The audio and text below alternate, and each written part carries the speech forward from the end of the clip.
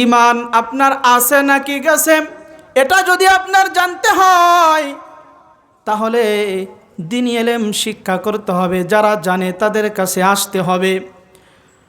এই যে নামাজ পড়ি, নামাজের মাসলা মাসাইল যেখানে শিক্ষা দেয়া হয় সেটার মারকাজ হইতেছে মাদ্রাসা।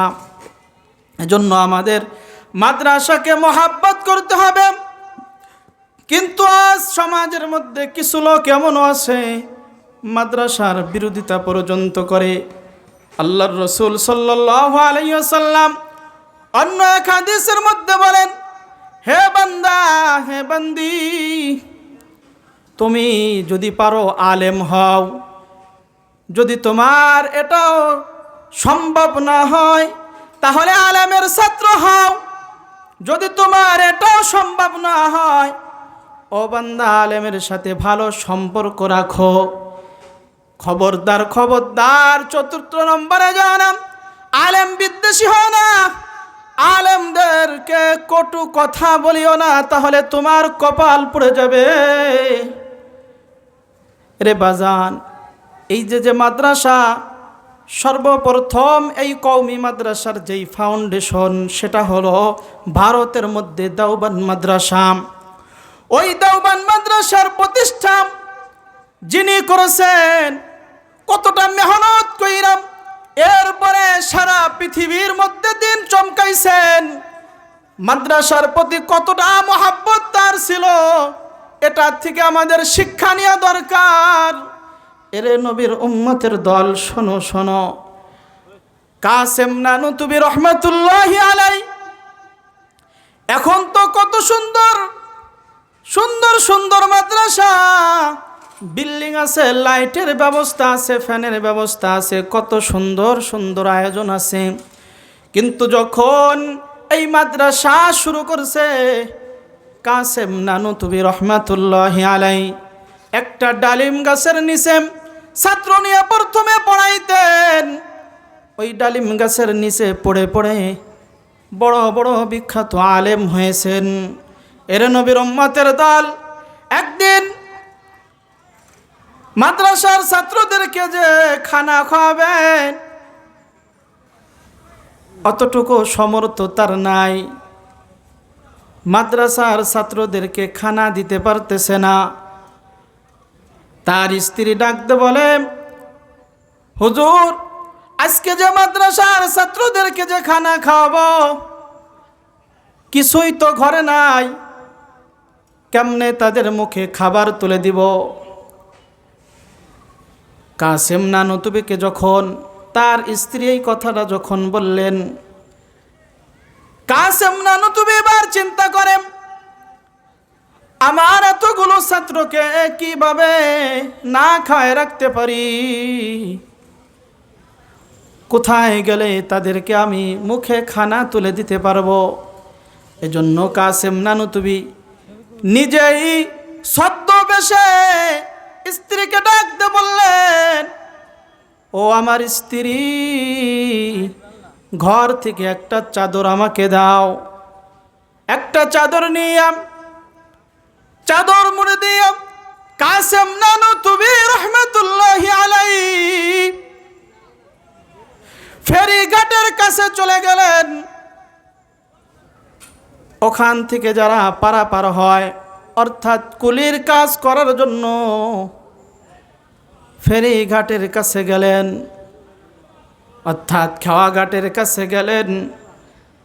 ওখানে যাইয়া দাঁড়ায় রইছেন, যে কিছু মাল সাবানা মানুষের আগায় দিব, কুলিগিরি করব, এতে যদি আমার মাদ্রাসার ছাত্রকে কিছু খাওয়াইতে পারি, আর যদি তারা ক্ষুধার্ত থাকে, আমি কাসেম নানুতুবি কি জবাব দিব আল্লাহর কাছে? এই চিন্তা করে তিনি কুলির কাজের জন্য খেওয়াঘাটের কিনারে যে দাঁড়িয়ে রইছেন। ঘন্টার পর ঘন্টা যায়, কেউ তার কাছে মাল দেয় না, কারণ মুরব্বী মানুষ দেখা অনেকেই সম্মানের খাতিরে তার কাছে দেয় না, বলে যে আপনি পারবেন না। আবার যারা চেনা শোনা কুলি আছে সকলে তাদেরকে ডাক দিয়ে নিয়ে যায়, তাকে কেউ ডাক দেয় না। দীর্ঘক্ষণ অপেক্ষার পর একজন ইংরেজ আসতেছে, অনেকগুলো বাক্স নিয়ে আসতেছেন, অনেকগুলো লাকিস নিয়ে আসতেছে।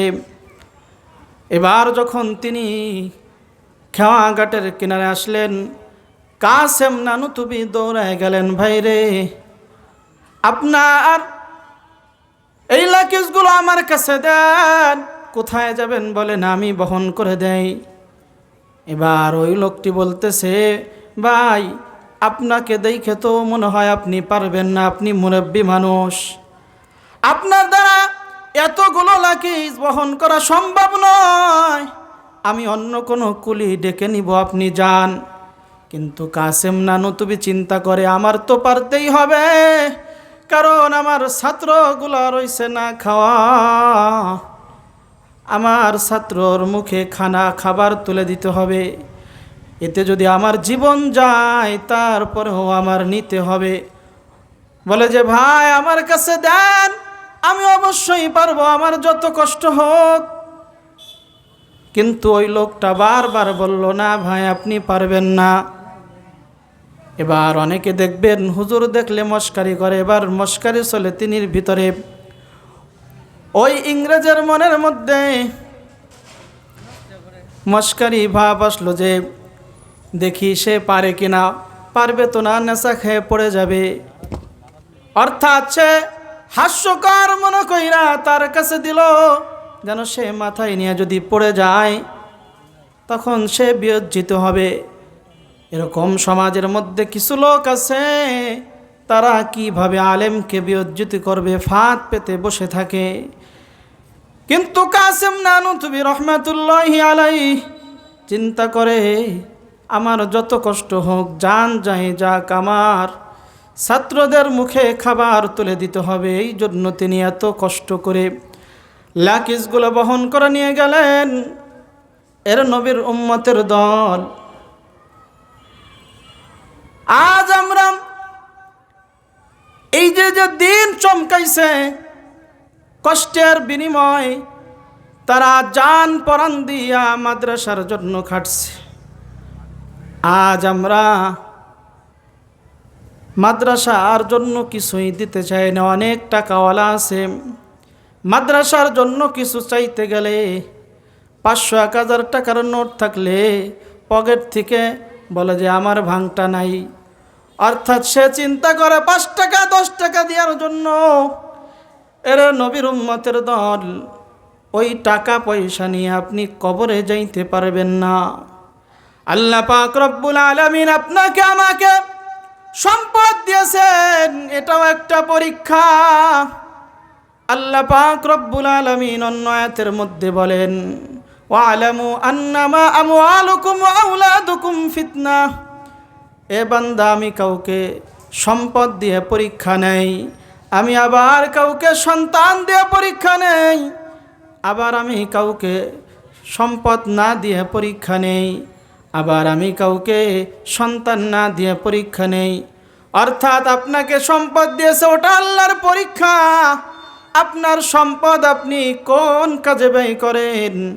মাদ্রাসা মসজিদে দেন, নাকি আপনি গান বাজনার দিকে খরচ করেন? এজন্য আল্লাহ পাক রব্বুল আলামিন এটা দিয়ে, সম্পদ দিয়ে আপনাকে পরীক্ষা নেয়। কিন্তু ভাই, এই পরীক্ষায় আপনার আমার পাশ করতে হবে। এজন্য আল্লাহ পাক যেহেতু সম্পদ দিয়েছেন, ওই সম্পদ থেকে আল্লাহর রাস্তায় কিছু খরচ করেন, এতে আপনার জান্নাতে যাওয়ার কারণ হবে। এজন্য এলাকার মাদ্রাসা, এলাকার মধ্যে আল্লাহ পাক যাদেরকে টাকা পয়সা দিয়েছে, তারা চিন্তা করবেন একটা ভাগ আপনি মাদ্রাসায় দিবেন, এই চিন্তা রাখবেন। আপনার এবছরে ফসল যা হলো, এর থেকে ভাগ করে কিছুটা মাদ্রাসায় দেওয়ার চেষ্টা করবেন। কারণ কওমি মাদ্রাসাটা চলে আপনার আমার অনুদানে।